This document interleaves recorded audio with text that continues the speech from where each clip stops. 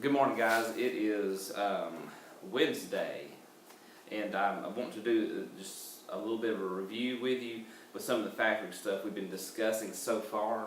So what I want to do, start out with, is I want to go back to ground level and make sure you understand conceptually what's happening here.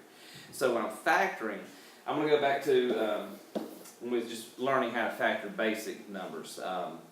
We were taking 30, for instance, and we're just going to break it down into our prime factors. So one thing to remember is that prime factors are factors, or numbers that have no other factors other than 1 and itself when you multiply them. So for instance, like 7. 7 times 1 is 7. There's nothing else that multiplies that gives me 7. So that's the end game. I'm trying to get into prime factors. So when I'm looking at 30, I look at 30 and I go, well, 30 can be like 2 times 15, it can be 5 times 6. Really, there's no wrong or right way to start there. I'll use 5 and 6. So 5 and 6 gives me 30. See, 5 doesn't break down, so 5 is prime. 6 breaks down to 2 and 3. So 5, 2, and 3 are my prime factors of 30. And we can check that by saying 5 times 2 is 10, and 10 times 3 is 30.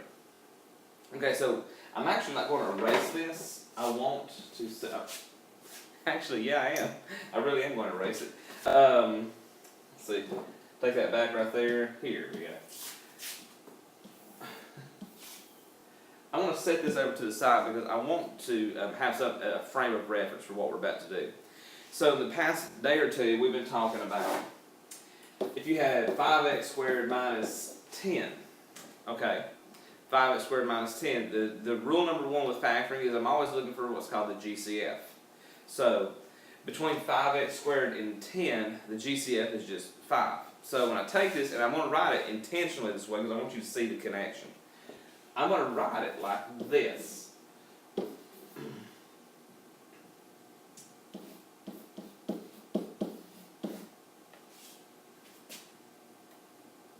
Now, truthfully, you put the 5 right next to the parentheses, right? Because 5 times the quantity x squared minus 2. But I want you to see it this way. 5 and the quantity x squared minus 2, those are the factors of this original binomial, right? Now, one thing we check for is that we know 5 is prime. Now we look over here at this one. We say, okay, this is one of those things I was talking about in class. Like, whenever you see a binomial, the first one's a perfect square. We look at the second one and say, 2. If I were to take the square root of 2, would I get a perfect square? And now in this case, no, right? But if that was a 4 there, remember we can break that down, that difference of 2 squares. But we always check that stuff. So this one, since it can't be broken down, it is prime. So my prime factors of this are these two. I'm doing the same thing as I did right here. It's just looking a lot more cool. Alright, now, so with that being said, let's move on and let's look at some different types of factoring. What I want to focus on was what we was discussing yesterday was factoring trinomials. So this one I'm actually going to erase. So when we're talking about factoring trinomials, it's just another type of polynomial, and I'm having to factor it in a different way because I can't do it just like what I did before. So let's look at one. Let's see. X squared minus 7x minus 18. So with this one, first thing, it doesn't matter if you got 2 terms, 3 terms, if you got 500 terms, it doesn't matter. The first thing you always check for is there a GCF of the terms that are in it. So x squared, 7x, 18, there's nothing. So in my mind I go, check, that's off my list now. So I'm looking at this, I'm thinking, now take note that the a value is equal to 1. That's the particular one we was discussing. When that value is 1, I'm actually looking at from this perspective. I'm saying, alright, and I use the X model just to kind of set the tone, you know. I'm using negative 18 on top, the negative 7 goes on bottom, and here's what I'm looking for. I'm looking for 2 numbers that if I were to multiply them, would give me negative 18. And if I were to add them, they'd give me negative 7. Now, this is very telling at the outset. If I have two numbers that multiply and give me a negative number, in this case a negative 18, that says a lot about their signs. It tells me that one of them's got to be positive and one's got to be negative. That's just by basic rule of integers. Alright, so I know that much right out of the gate. Now the question is which one's which, right? This one will help me figure that out.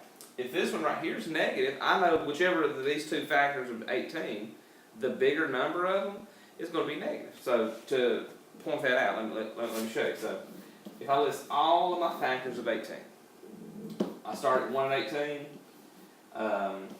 2 and 9, 3 and 6, right? So now these, and I've exhausted the list. Every one of these multiplies and gives me 18. We have no question of that. Now, since the sign's going to be different, let me prove to you why that this tells me it's going to be negative. The bigger one's going to be negative, that is. If I put a negative in front of each one of them, right?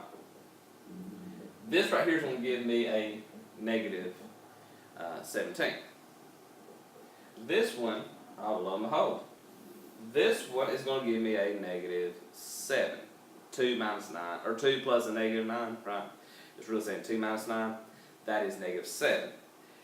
So this is all just my factors. Now for due diligence, I just want to make sure, because I'm sure somebody's asking, well, what if there's two factors? There ain't going to be. It's going to be one set of factors. 3 minus 6 is negative 3, right? So it doesn't work. So my two factors is going to be x plus 2, x minus 9.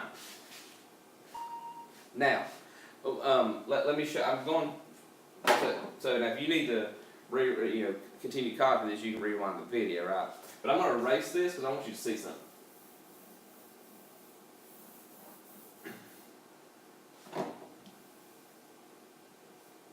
Actually, I'm going to write it all together. Come to think of it, I want to do it this way.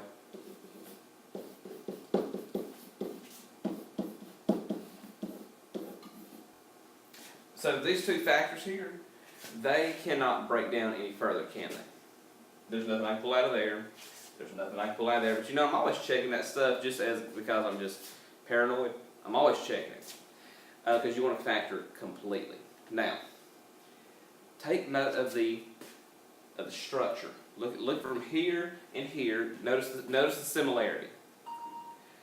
This was factored down into its prime factors. This was broken down to its prime factors. Now, this one has more, right? But that really doesn't mean anything. I mean, this right here, if I had a cubic or quartic or something, it could easily expand much larger. In fact, that's a fundamental rule. But the point is that you're doing the same structure here. Now, furthermore, let me show you a way to check. And I want you to understand it from a conceptual standpoint, not just the teacher said so. If I wanted to check that 5 times 2 times 3 gave me 30, I would just simply say 5 times 2 is 10, times 3 is 30, right? So I could take these, multiply them, and if I get the same thing I started with, voila. That works here too. So if I say x plus 2, x minus 9, if I FOIL them, so that's x squared minus 9x plus 2x minus 18. Negative 9 plus 2 is your negative 7, which you had to start with. X squared and your minus 18. The structure holds. So it's crucial that you understand the basic arithmetic representation to understand the algebraic expression. Okay, so I hope that helps out a little bit. But the next video I'll be posting later will be on what happens when the A value is greater than 1. So stay tuned for that. Happy studying. Y'all have a great day. Bye-bye.